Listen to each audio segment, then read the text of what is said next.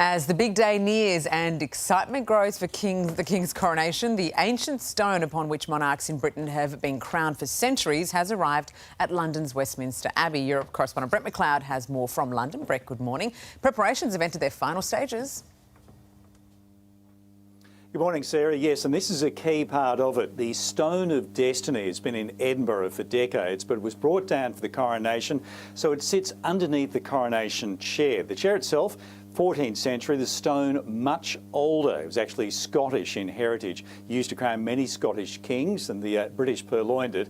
So that is a key part of what will be the ceremony when it's held here on Saturday British time as the final rehearsals take place. And there's a documentary now to reintroduce Britain and really the rest of the world to the man who is now king and will get the crown on the weekend, Charles, using footage, some of which has not been aired for over 50 years, including a very young Charles seen in some home movies, also from a documentary that was released in 1969 and then pulled from airing only a few years later.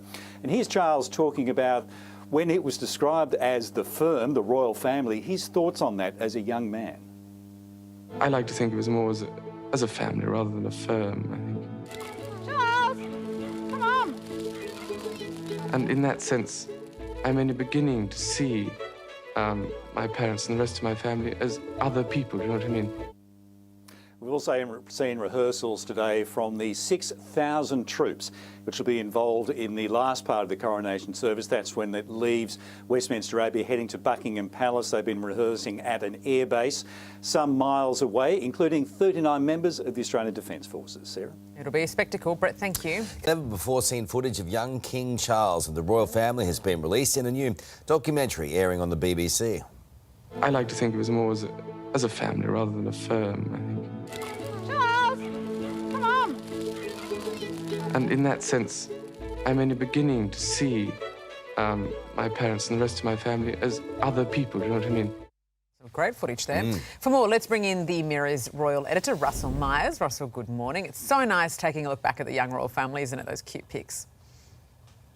Yeah, it is. Yeah, good morning to both of you. I mean, it's often said that Charles is sort of a man from a bygone era, and you just hear him speaking, and he definitely does feel like that. But as we're leading up to the coronation, it's a proper countdown now, only a few days away. It's magical to see all this sort of old footage and sort of him growing up and Charles speaking about his life and times. But he had real special affection and a mention for Australia. He spent 6 months at Timbertops in Victoria in 1966, and he pretty much said that it was the making of him. He was a really shy and awkward boy into a teenager, and his time in Australia was the making of him. And I think, that affection has still sort of carried him through right into his later years. I don't think any of that was easy for him either. No. It was a pretty challenging time. Interesting that he is mentioning it. Gee, it's a big week for you. I know. I feel pretty wrecked already, to be honest. It's been a busy few weeks. But, regardless of your opinions of it, and it is pretty split. There's a new poll seemingly coming out every day with how split opinion is on this. I mean, big security bills, big questions about whether Charles should be paying for it himself. I mean, it is still a state event, and it will be an event which will be admired around the world. So, just a few days to go. I'm pretty excited, and I think once we see it, the world will be as well. It's a great thing. You can't deny that. The eyes of the world. I mean, it's great for tourism, and it's awesome. I don't know why there'd be such a hoo-ha. No, why would there be? I don't get it. Anyway, you've got an exclusive about the special role that Prince William will be playing at the coronation. Talk to us. Well, I do, yeah. I mean, again, sort of that, PR is being put into place. There's a lot of details coming out about the coronation now. And I think that it is still not only a state event, but it's a family event as well. And Prince William is going to be delivering a speech at this coronation concert just the next day after the big main event. We'll be seeing a Windsor Castle extravaganza. We've got Lionel Richie, Katy Perry, Take That, Andrea Bocelli, and Prince William will be taking the stage as well. So I'm told he's going to be obviously giving a heartfelt speech about his dad, but there's going to be some words about Camilla as well. So very different to his brother, Prince Harry, that's for sure. That'll be one to watch. Interesting, Russell. All right, thank you. Good luck this week. We'll check in with you again. Loosen up the shoulders, big guy. Put some dank rub on.